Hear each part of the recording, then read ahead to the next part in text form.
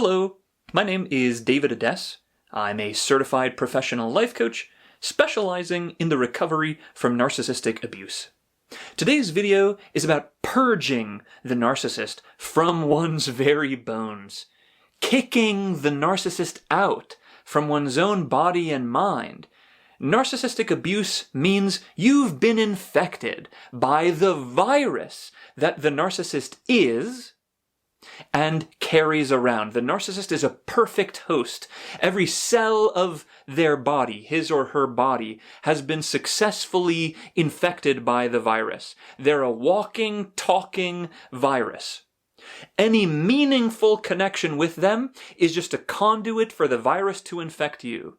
Even though the narcissist might not be around anymore, even though you might have gained distance from the narcissist, it's in your body. The infection is in your mind. You have leftover viral cells, infected cells. How do you get them out?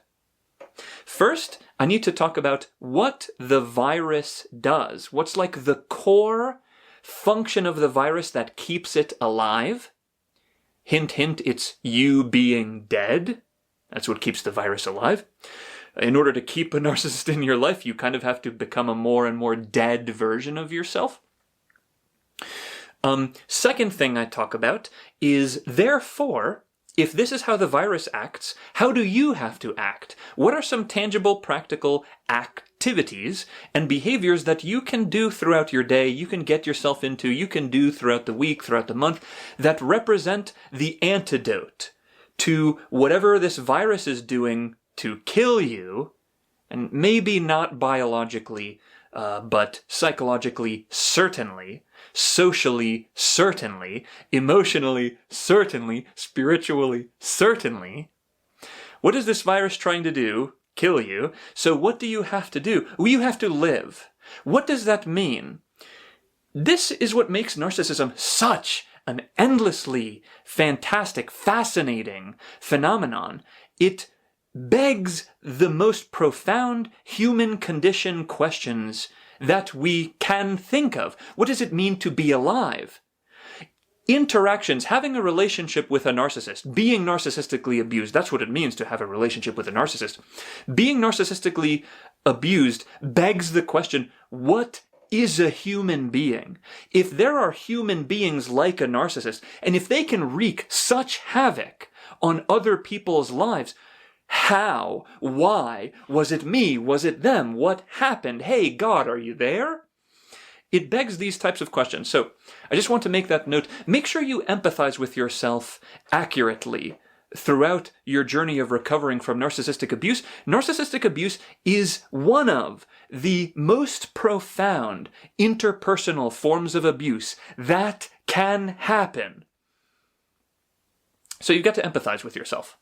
You've also got to not let yourself die for the virus, which is what, again, the narcissist wants to convince you to do. A narcissist wants to empty out, silence you, suppress you, get out of the way. Get out of your own way, wants to kind of make you forget yourself completely, so you become like a doll or some sort of machine for the narcissist. The narcissist says, when I come around, I want you to be alive for me. I want you to live for me. I want you to think for me. I'm gonna make you match my brain so that, like, when you're alone, all you do is think about me and remember me because I've successfully made my way in there. You don't live your own life, think your own thoughts, or even dare to believe you're your own person. I'm going to do that. So when I come around, and if it has to do with me, you can be as alive as you want. You can be alive as like a second miniature version of me that at any point I can decide isn't worthy of living anymore. I can just unplug the machine. That's the extent to which you can live. So the way that the narcissist does this is like by infecting the parts of you that speak to what is alive about you, which comes down to kind of what does it mean to be alive is the question that I trailed off from. It's a spontaneous life energy thing that you are in possession of in such a way that I am not in a possession of. I am alive in a way that you are not alive, and you are alive in a way that I am not alive, We're unique, we're separate, but we're both fully human. And part of that means being individual, part of that means being unique, which then, no coincidence, by making you less alive, the narcissist also makes you more like them. Being like them means less alive. Being less alive turns into being more like them. The first one was true, kind of logically true, I think, but the second one didn't track as well. So, it's a spontaneous thing.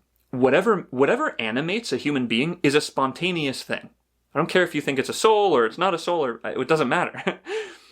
So, what you've got to do to prove to yourself that you're still alive, to remind yourself of how alive you are, to remind yourself of the different parts of you and the different versions of you and the different colors and the different flavors and the different of you, is you've got to put yourself in circumstances that prompt spontaneity from you.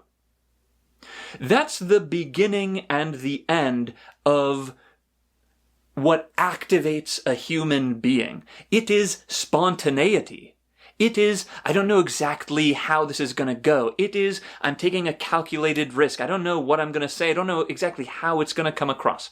So, long story short, think of some activity that you can get yourself into, that maybe you've had a desire for, like, oh, I've been wanting to try this, or no, I always thought about that. Think of an activity that you can go put yourself in that prompts your body to spontaneously kind of show what it's made of. Something that asks your body to adapt, which is a spontaneous thing, and adaptation is kind of the sign that a living being is fully living. It's the way that they can spontaneously interact and exchange energy.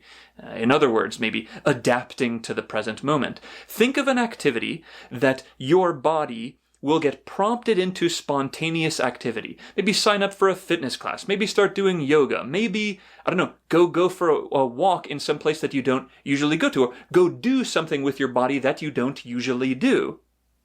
You need to ask your body to remind you that it's real and alive and it's spontaneously capable. Because the narcissist says you're spontaneously capable of nothing. Only through me are you capable of anything. And the only spontaneity you should have is the one that I sponsor, is the one that I spontaneously use the puppet thing to control. It's a scientific term for the puppet thing.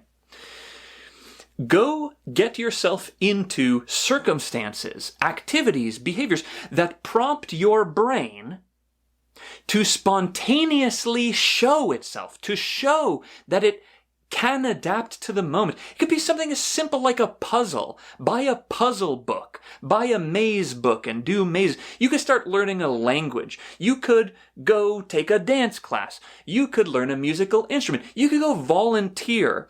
Go get yourself involved in something that prompts spontaneous human interaction, because human interaction is incredibly spontaneous. These are the areas where the narcissistic virus, the narcissists themselves and the leftover narcissistic virus, wants to inhibit the most. Don't you dare be spontaneous. Don't you dare get yourself involved in this and that. Don't you dare think that you can live. Don't you dare remind yourself that you have a body. Don't you dare ask your brain to make itself known. Right? To learn a language, your brain has to make itself known. In other words, the parts of yourself that are infected with the narcissistic virus have to, like a heart, they have to beat and the blood has to flow. And what that's going to do is show you to what extent and in what ways the blood has been blocked. When you go to make the blood pump in some area of your brain, in some area of your body in this spontaneous way, your social self, your voice is spontaneous thing, spontaneous human interaction. When you go to do that, you're going to be reminded of why you weren't able to do that, or you don't think you can, and that means you're in the right area. Because you've got to go to the parts of yourself that are infected, and you've got to say, hey, I'm opening the door, I'm letting the light in, I've got my disinfectant, get out of here, you guys. I need this part of me. This is the crux of what you have to say to the parts of yourself that the narcissist said, no, you don't need that. The narcissist comes to you and says, no, you don't need that, no, you don't need that, no, you don't need that. And what, of course, they mean is, I don't need that. I don't need you to be spontaneous. I don't need you to be connected to your own spontaneity. I don't need you to have your own needs, your own instincts. Get rid of that, get rid of that, get rid of that. Severs you from yourself. You're this tiny version of yourself that has to reclaim these parts of yourself. You've got to go to these parts of yourself and say, hey, I need you. That means you've got to be put into situations where you need those parts of yourself. Take a calculated risk, go do something maybe you've already had an interest in or something that spontaneously appeals to you. Reflect on this for a moment. You'll think of something, if you haven't already. And note the resistance to it, maybe hesitation about it, or maybe the excitement for it. And empathize with yourself throughout all of this. Again, narcissistic abuse is one of the most profound types of abuse that a human being can go through. So, I would say proceed with caution, but do proceed. If you want my help personally, you can click the first link in the description to schedule a free discovery call with me. Now that would be a spontaneous thing, wouldn't it?